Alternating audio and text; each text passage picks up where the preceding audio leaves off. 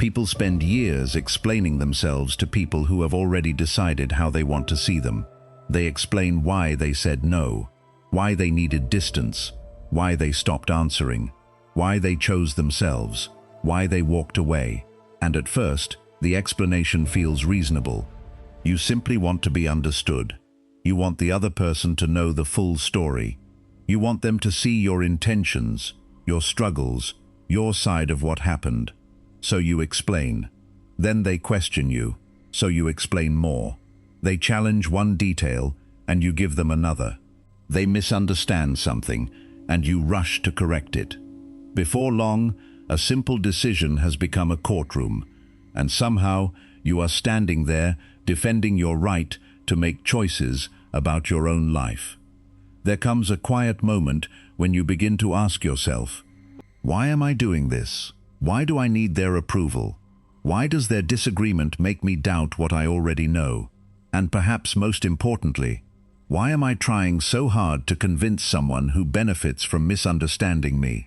That moment is not the beginning of becoming cold. It is the beginning of becoming free, because there is a difference between communicating and explaining yourself endlessly. Communication says, "This is what I mean." Over-explaining says, "Please approve of what I mean." One offers clarity, the other asks for permission. And once you understand that difference, something inside you begins to settle. The Stoics understood that peace becomes fragile when you place it in the hands of other people. If your peace depends on praise, criticism can destroy it. If your peace depends on being understood, misunderstanding can destroy it. If your peace depends on being liked, rejection can destroy it. But if your peace is rooted in your own character, something changes. You still care, you still listen, you still correct yourself when you are wrong, but you no longer feel obligated to defend your existence every time someone dislikes your choices. This is where reclaiming your power begins, not by controlling other people, but by becoming responsible for what belongs to you. Your actions belong to you. Your intentions belong to you. Your values belong to you. Your response belongs to you. Another person's interpretation belongs to them. Epictetus began the Enchiridion with the famous distinction between what is within our control and what is not. That simple Stoic principle reaches directly into this problem. You can control what you say. You cannot control whether someone accepts it. You can explain yourself honestly. You cannot control whether someone chooses to misunderstand you. You can live with integrity. You cannot control what story someone tells about you afterward. And once you accept that, you stop fighting battles that were never yours to win. There will always be someone who sees your boundary as rejection. Someone who sees your confidence as arrogance.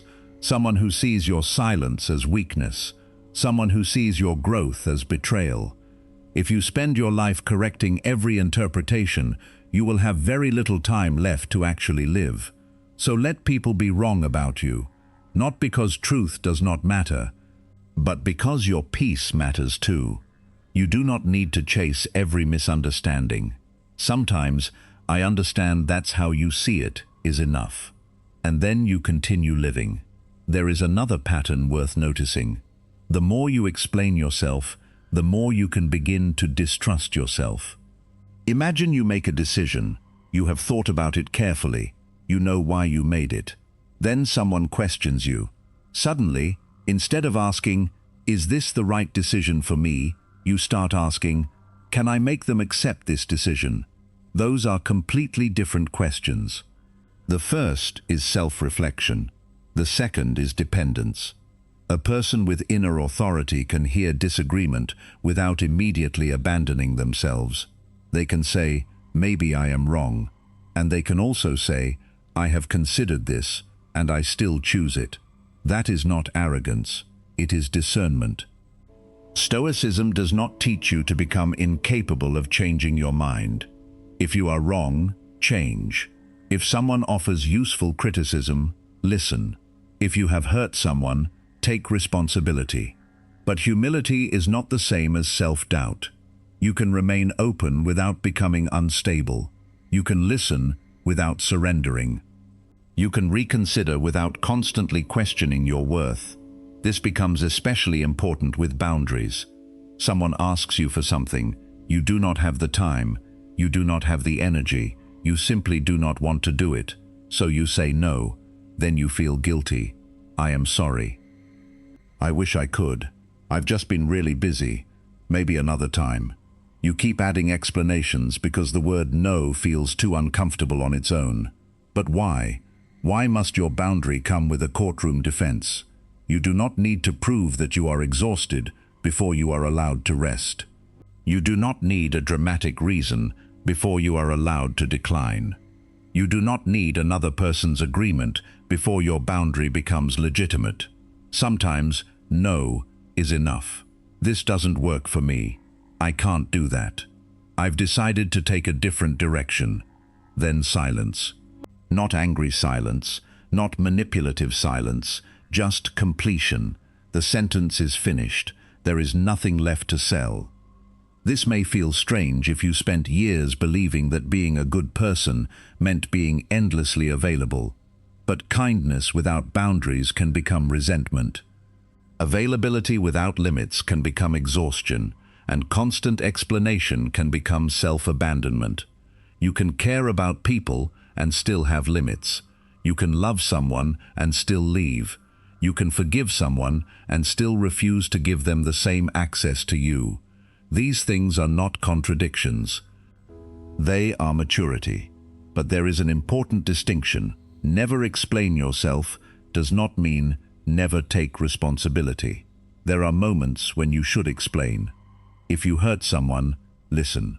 If you made a mistake, acknowledge it. If your behavior caused harm, repair what you can. Stoicism is not an excuse for avoiding accountability. Real strength includes the ability to say, I was wrong. No performance, no elaborate defense, no attempt to make yourself the victim. Just truth. I was wrong. I'm sorry. I will do better. And then you move forward. Accountability repairs. Self-condemnation destroys. You do not have to punish yourself forever to prove that you regret something. If you made a mistake, learn from it. If something can be repaired, repair it. If something cannot be changed, accept it. Your past does not become more honorable because you suffer endlessly over it. Character is built through what you do next. And there is another kind of strength that appears when you learn to use silence properly. Not every silence is strength. Sometimes silence is fear. Sometimes it is avoidance. But sometimes silence is simply what comes after you have said everything that needed to be said. You expressed the boundary. You told the truth. You answered the question. Now you stop. This can be difficult for someone who has spent years filling every uncomfortable space with words. Someone challenges them. They respond. The person remains dissatisfied. They respond again. Soon they are talking simply because silence feels like losing. But silence is not losing. Sometimes silence is refusing to turn your dignity into a negotiation. Ask yourself before you respond, will speaking actually improve this? Will it clarify something important? Will it repair something?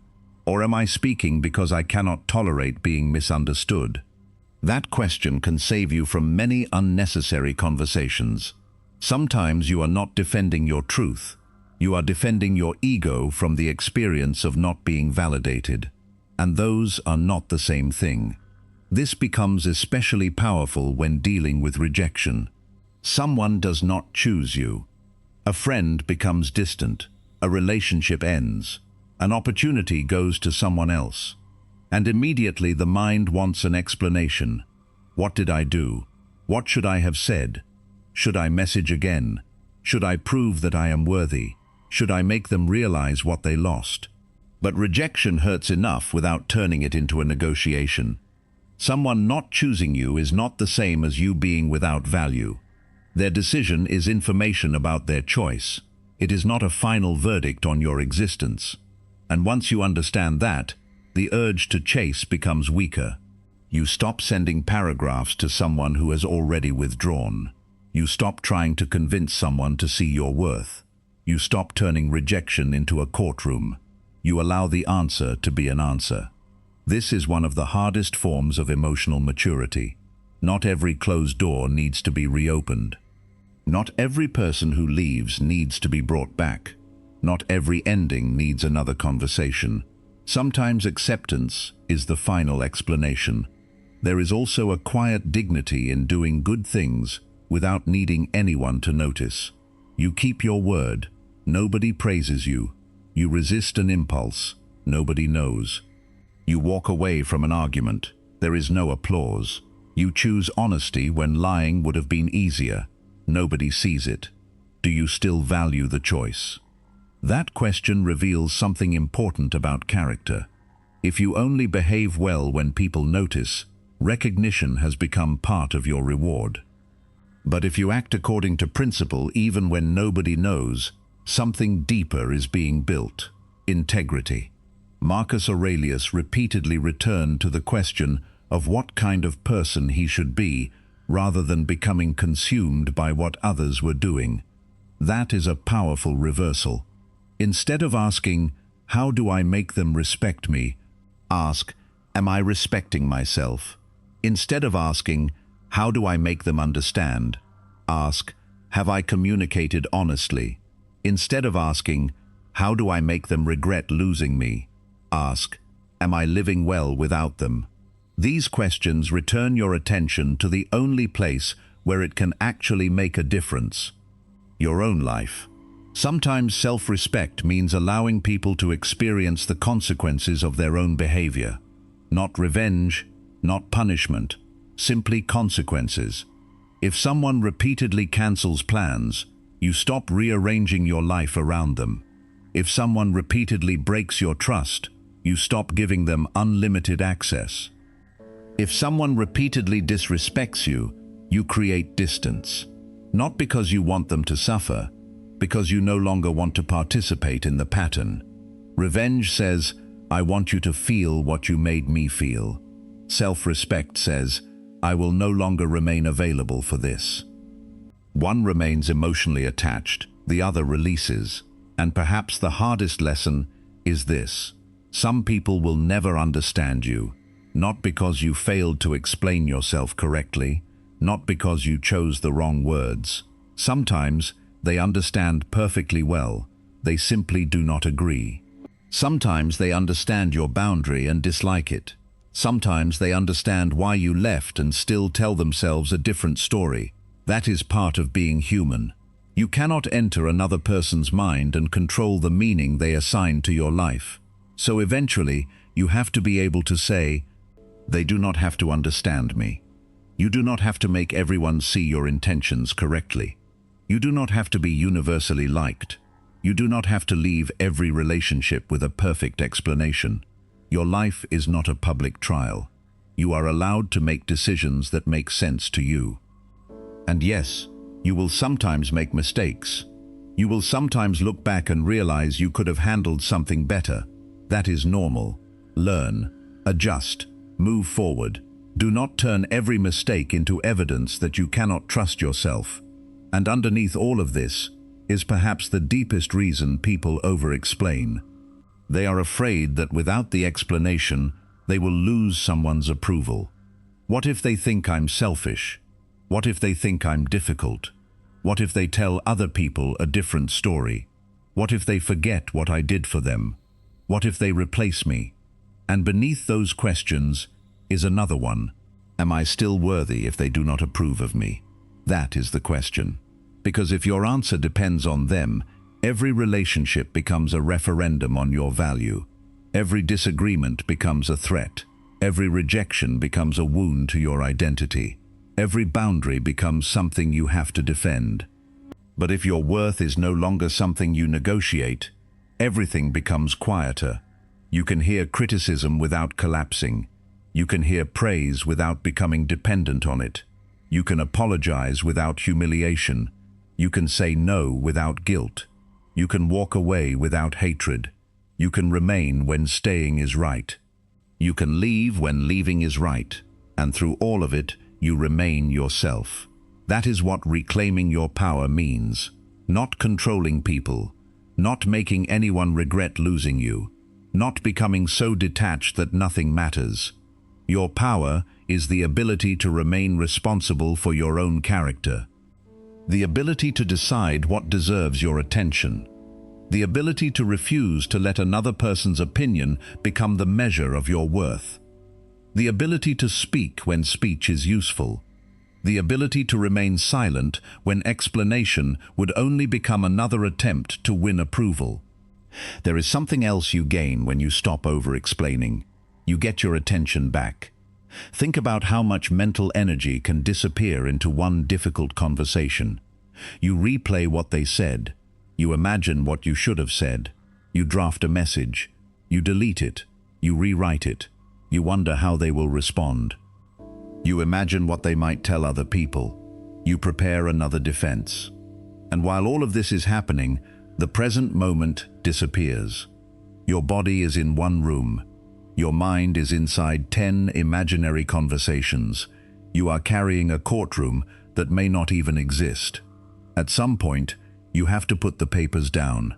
Close the case. Not because you proved yourself innocent, but because you realize you were never required to stand trial. That is why silence can feel so powerful after years of explanation. You discover that nothing catastrophic happens. You say no. The world continues. Someone is disappointed. You survive. Someone misunderstands you. You survive. Someone criticizes you. You listen, learn if necessary, and survive. Someone leaves. You grieve, and you survive. Your mind slowly learns something it needed to learn all along.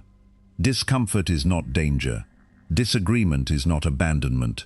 Misunderstanding is not destruction. Rejection is not proof that you are worthless. This is how inner strength develops, not through one dramatic decision, through repetition. You practice waiting before responding. You practice allowing silence. You practice giving shorter answers. You practice accepting that someone can be unhappy with you. You practice correcting yourself without humiliating yourself. You practice listening without surrendering. You practice walking away without needing the final word. And eventually, the old urgency becomes weaker. A message arrives. You do not immediately defend yourself. Someone criticizes you. You pause. Someone asks why you made a decision. You answer simply. Someone demands more explanation. You realize you have already answered. The impulse is still there, but it no longer controls you. That is freedom. Not the absence of emotion, the ability to feel emotion without automatically obeying it. Every time you honor a boundary, you build trust with yourself. Every time you speak honestly, without performing, you build trust with yourself. Every time you accept disagreement without abandoning your values, you build trust with yourself. And self-trust becomes the foundation of quiet confidence. You do not need to wake up one morning feeling invincible. You simply need enough evidence to know that you will not abandon yourself the moment someone becomes unhappy with you. That is a different kind of confidence. It does not need to dominate a room. It does not need to intimidate anyone. It simply knows where it stands. And sometimes that means accepting that your growth will cost you certain relationships. There are people who preferred the version of you that never said no. People who benefited from your constant availability. People who felt comfortable when you doubted yourself. People who liked you better when you were easier to control. When you change, not everyone will celebrate. Some will call your growth selfish. Some will say you have become cold. Some will remind you of who you used to be. And again, you may feel the urge to explain. You want them to know that you are still kind, still caring, still loyal, still the same person underneath it all. But perhaps you do not need to prove that. Let your conduct speak. You do not need to announce every boundary. You do not need to explain your healing. You do not need to prove that you have changed. Simply change. The person who once argued for hours now leaves the conversation. The person who once chased approval now allows disagreement. The person who once tolerated disrespect now creates distance. The person who once needed everyone to understand now understands themselves. No speech is required. Your life becomes the evidence. And this is where something beautiful happens. You become less desperate, but not less caring. You become quieter, but not weaker. You become more selective, but not cruel. You stop confusing love with self-abandonment. You can wish someone well and still walk away. You can forgive and still remember. You can understand someone's pain and still refuse to be harmed by it. You can recognize why someone behaves badly without volunteering to remain close to the behavior. Compassion does not require proximity. Understanding does not require access.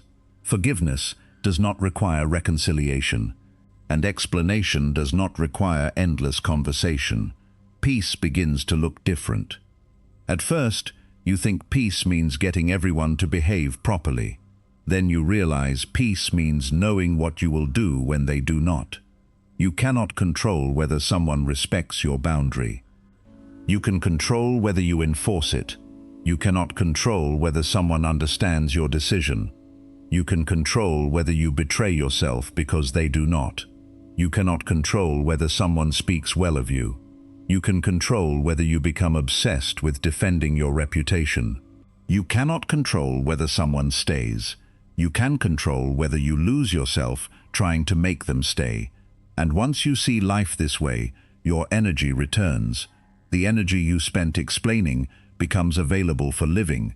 The energy you spent chasing becomes available for creating. The energy you spent replaying arguments becomes available for thinking clearly. The energy you spent proving your worth becomes available for becoming someone you respect. You still have conversations. You still care. You still listen.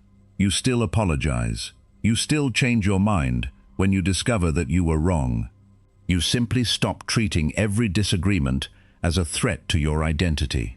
There is a calmness that comes from knowing you do not have to win every room. You can let someone have the last sentence, because the last sentence does not determine the truth. You can leave a conversation without the final word.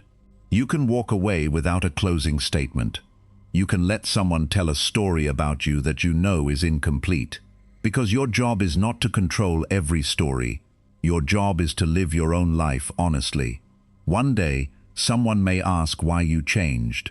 You may be tempted to tell them everything. Every disappointment, every broken promise, every moment you felt unseen, every reason you finally stepped away. But perhaps you will simply say, I needed to live differently, and that will be enough. Someone may ask why you no longer answer as quickly. I have different priorities now. Enough. Someone may ask why you stopped participating in the same arguments. I do not want to live that way anymore. Enough. Someone may ask why you walked away. It was the right decision for me. Enough.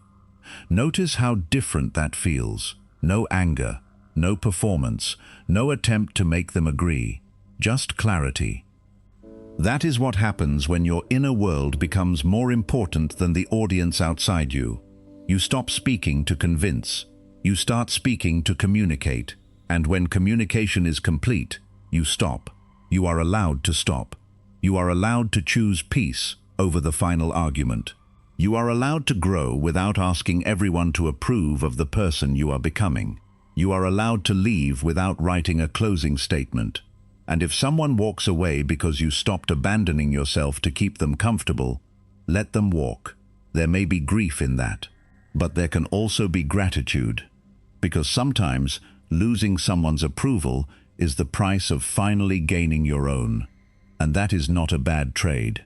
Think back to the person you were before you learned this, the person who reread messages, the person who rehearsed conversations, the person who apologized too quickly, the person who said yes while wishing they could say no, the person who stayed awake wondering what someone else thought, the person who believed that if they could just explain themselves perfectly, everyone would finally understand. Have compassion for that person. They were not weak. They were trying to create safety. They were trying to preserve connection. They were trying to be good. But now you know something they did not know. You cannot build lasting peace by managing everyone's opinion of you. You can only build it by becoming someone whose own conscience you can live with. That is the standard. Not perfection, not universal approval. Character. Ask yourself, did I tell the truth? Did I treat people with dignity? Did I respect my own boundaries? Did I correct myself when I was wrong? Did I refuse to become cruel simply because someone else was cruel? Did I give my attention to what actually deserved it? If the answer is yes, let the rest go. You have done your part. The world may still misunderstand you. Let it. Your task is not to control every interpretation. Your task is to live so honestly that you no longer need to keep explaining your existence. Speak when truth needs a voice. Apologize when accountability calls for it. Clarify when clarity can repair something meaningful. But when the conversation becomes an endless demand for permission, stop. You do not need to prove your worth. Your worth was never theirs to grant. So you do not need to spend the rest of your life asking them to confirm it. Live well. Speak honestly. Correct yourself when necessary. Protect what matters. Release what does not. Let people misunderstand what they insist on misunderstanding. And keep walking. Not angrily. Not proudly. Quietly. With the same calm you once wished someone else would give you. Only now, you give it to yourself. And perhaps one day you will look back at all those conversations you once thought you needed to win. The paragraphs you almost sent. The explanations you rehearsed. The apologies you offered for things that were never yours to apologize for. The doors you were afraid to close. And you will realize something. The moment you stopped explaining yourself was not the moment you became silent. It was the moment you finally began listening to yourself. And after that, there was nothing left to prove.